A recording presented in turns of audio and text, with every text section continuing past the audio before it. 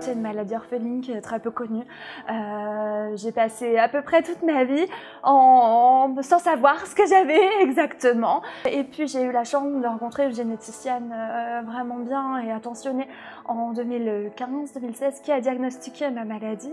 Et à partir de là, en fait, j'ai pu bénéficier d'un traitement expérimental donc, qui a stabilisé, j'ai même récupéré certaines fonctions. Il y a eu l'audition, il y a eu la vision, j'ai aussi eu pas mal de soucis plus internes. Les fuites urinaires, l'incontinence, le fait de faire des fausses routes, d'avoir du mal à avaler, la fatigue excessive aussi. J'ai eu honnêtement pendant ma vie lycéenne, étudiante, très peu de vie sociale au final. Après toute mon adolescence, j'avais à peu près que la surdité, des petits problèmes visuels.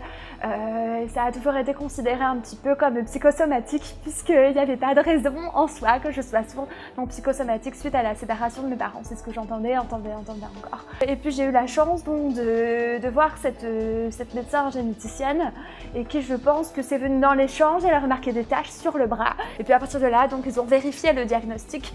La généticienne avait bien dit à mon ex-mari au téléphone, il est très peu probable que ce soit ça, mais on va essayer quand même, histoire d'écarter toute possibilité. Et au final, il s'est trouvé que c'était ça et qu'ils avaient découvert un traitement expérimental quelques temps avant. Donc voilà, un formidable concours de circonstances.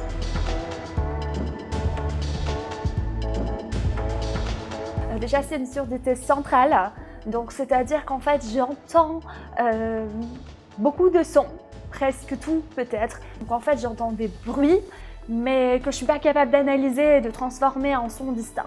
Selon ce que j'ai entendu dire, c'est un petit peu comme si vous étiez à 2-3 mètres au fond d'une piscine. Au niveau visuel, je vois bien de près, je vois mal de loin. Avec les lunettes, j'ai à peu près 4 sur 10. Il y a 2 impacts principaux par rapport à ça.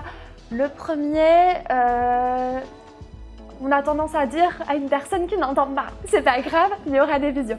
Si je prends par exemple au cinéma, c'est pas grave, il y a les sous-titres. Sauf que en fonction de où est l'écran, de la taille des sous-titres, de la couleur des sous-titres, eh ben, je peux pas forcément compenser si facilement que ça parce qu'il y a aussi le handicap visuel qui est là. Donc ça, c'est la première chose que le visu impacte. La seconde, je dirais, c'est que je peux pas passer mon permis. Donc à partir de là, il y a pas mal de situations au quotidien qui dérangent. Je sais que beaucoup de gens disent, moi aussi, je prends pas ma voiture, mais c'est tout à fait différent de ne pas pouvoir. Et puis de choisir de pas quand il fait beau, quand on n'a pas les courses, quand on n'a pas, enfin voilà. Donc à la base, je voulais être pédopsychiatre. J'ai commencé une première année de médecine, mais le suivi des cours en amphithéâtre, etc., c'était vraiment trop compliqué. Donc au final, je me suis réorientée dans une école où là, je pouvais avoir davantage d'adaptation. Et donc j'ai choisi d'être ergothérapeute. Après, la complication va être aussi au niveau de la recherche d'emploi. Pour décrocher un entretien d'embauche, par exemple, sur mes candidatures, la question s'est toujours posée, est-ce que j'écris que je suis sourde? Dans ce cas, il y a ces idées un peu préconçues qui vont souvent amener le recruteur à ne pas donner suite, ou bien je ne l'écris pas. Et le recruteur va m'appeler, mais forcément, je ne vais pas pouvoir répondre ou va voir ça comme un petit mensonge, on va dire, sur mon CV. Heureusement qu'il y a toujours des recruteurs qui vont avoir l'esprit ouvert. Après, force est de constater que souvent, quand j'ai nié, j'ai pas été rappelée. Donc souvent, ce que je faisais, c'est que j'écrivais que j'avais des petits problèmes d'audition, de façon un petit peu, histoire de le dire, mais sans dire le mot surdité qui a tendance à faire peur, en fait. Donc je parlais juste de petits problèmes d'audition. Et puis après, en face, j'annonçais que j'étais sourde, bel et bien. Mais voilà, comme ils me voyaient, comme ils m'avaient rencontré, qu'on avait passé ce premier cap, généralement ça pouvait passer, et ça passait bien. J'avais prévenu qu'il y avait un chien d'assistance qui arriverait en 2016, et en fait quand il est arrivé, on m'a mis dehors. Clairement.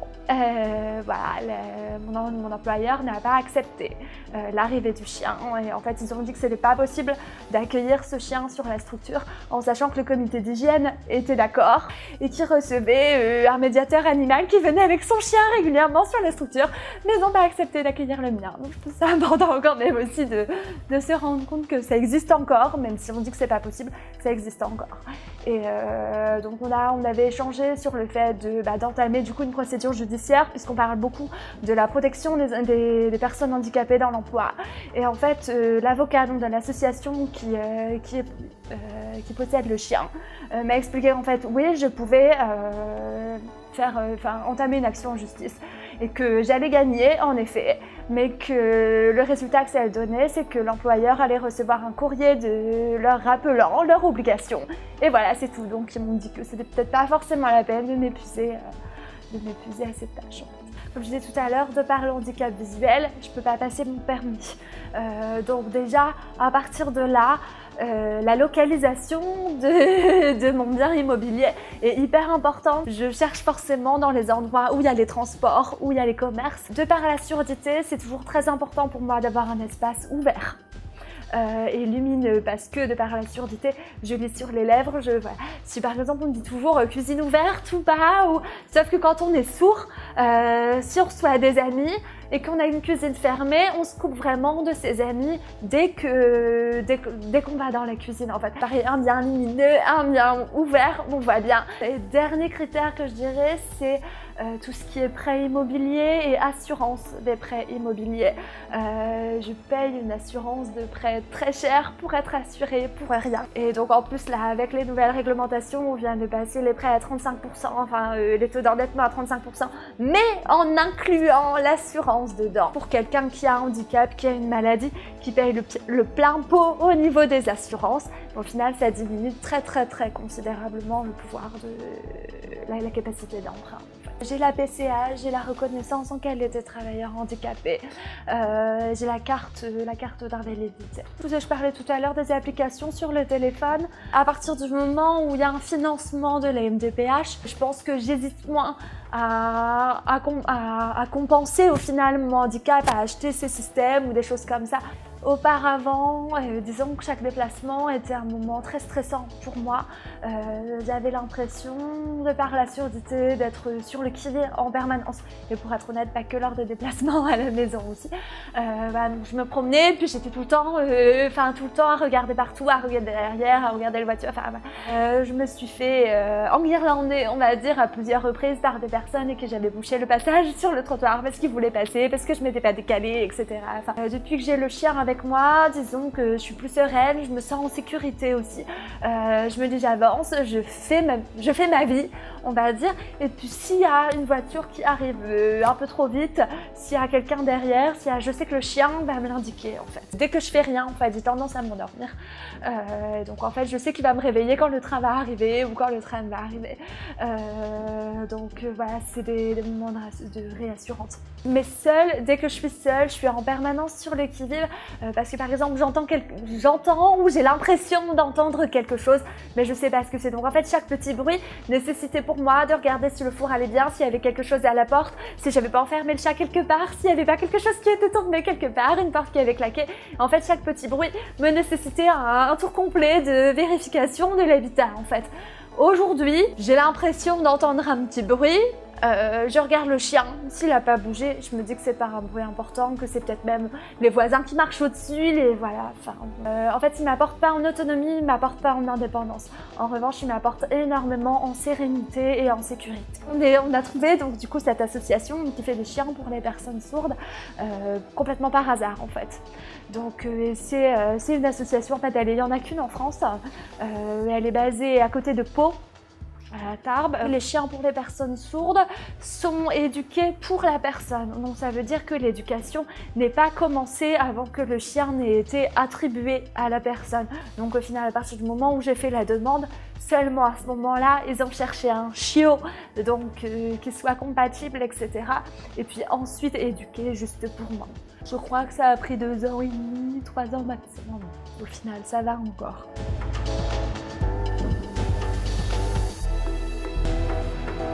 Actuellement, je suis ergothérapeute en EHPAD.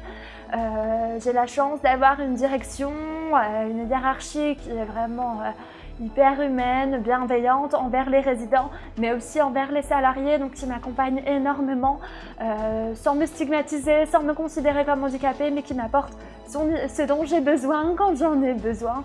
Et puis j'accepte le chien qui est devenu un petit peu la mascotte de l'EHPAD, pour être honnête. Je pense que je travaille à peu près comme les autres. L'impact principal va être au niveau des réunions, où forcément c'est pas facile. Mais aujourd'hui, il existe des logiciels qui me permettent de compenser. Au quotidien, j'utilise 2 logiciels principaux. Un logiciel qui s'appelle Roger Voice, qui me permet de passer des appels donc en toute autonomie, donc aussi éventuellement moi d'appeler mes résidents ou mes familles moi-même sans dépendre de quelqu'un. Et puis un autre logiciel que j'utilise pour les réunions qui s'appelle le logiciel Ava, donc qui permet d'écrire ce que les gens disent en fait et de suivre la réunion par écrit. Il y a plusieurs téléphones disséminés un petit peu tout autour de la table. Et puis donc moi j'ai mon téléphone devant moi et donc je lis sur le téléphone voilà, ce qui se dit. Et puis après, donc j'ai fait une demande auprès de la MDPH pour avoir droit à la prestation de compensation du handicap qui puisse aider au financement aussi de ces applications au quotidien. C'est facile à utiliser, après il y a des bugs, ce sont aussi des applications qui sont nouvelles, qui ne sont pas parfaites, qui dépendent fortement d'internet. C'est quand même un petit miracle dans mon quotidien. Aujourd'hui, on est une génération où le SMS, les textos font partie de notre quotidien et donc au final, c'est plus une adaptation pour moi de passer par l'écrit. Je me sens plus stigmatisée par rapport à ça en fait. Au final, c'est plus au niveau professionnel où je ressens le besoin d'appel ou au niveau de tout ce qui est administratif, la CAF, l'hôpital, enfin voilà, où là j'ai pas souvent le choix, pas souvent d'autres choix que d'appeler par téléphone. Je connais la langue des signes, je l'utilise très peu au quotidien parce que c'est une langue et que comme toute langue, il faut que ce soit réciproque et que la personne en face la connaisse aussi. Et puis dans mon entourage, au final, globalement, personne ne sait communiquer en langue des signes et au niveau des amis, pareil en fait. Mais globalement, mon cercle social et professionnel ne la pratiquant pas, je ne peux pas la pratiquer non plus.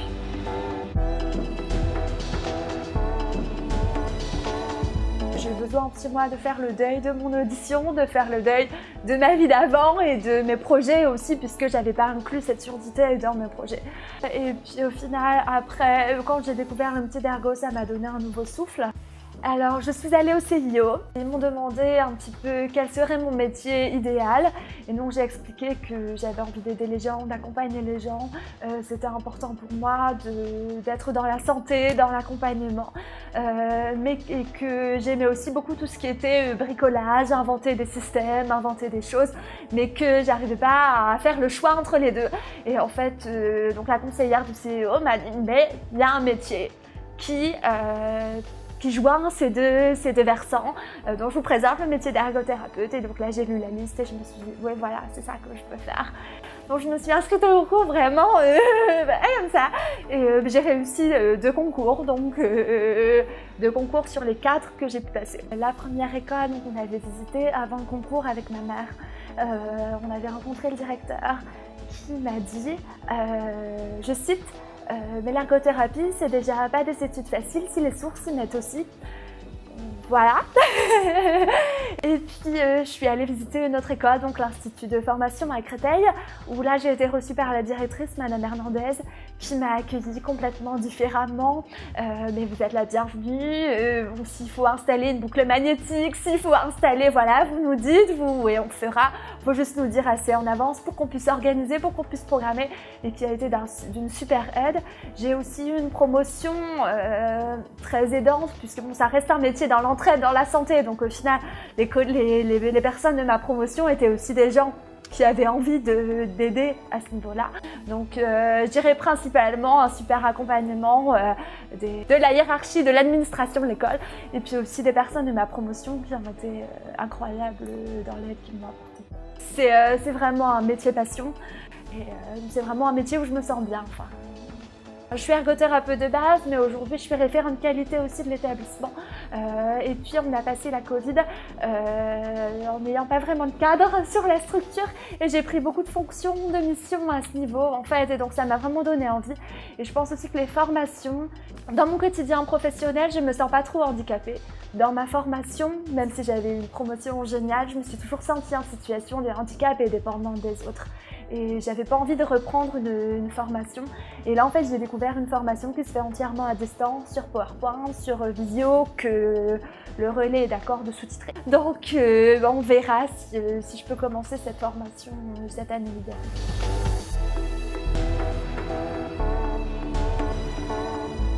mois, quand la maladie a vraiment commencé à empirer, à avoir vraiment un impact au quotidien, j'étais dans le déni, honnêtement, et je voulais pas. Et à partir de là, en fait, j'ai continué à me projeter comme si elle n'était pas là, et je pense qu'au final, je pense que personne ne sait mieux que vous ce dont vous êtes capable, et donc voilà, à vous de déterminer ce dont vous êtes capable, et de vous battre pour ça. Votre maladie, vous êtes le seul à la ressentir, que ce soit une douleur, une fatigue, c'est quelque chose que personne d'autre peut juger pour vous. Et donc à partir de là, faites ce que vous pensez être capable de faire, et donnez-vous les moyens de faire ce que vous pensez pouvoir faire.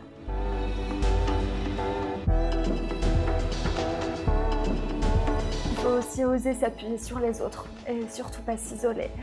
Mais éviter les tabous, dire les choses comme elles sont aujourd'hui. Le fait de le cacher empire les choses.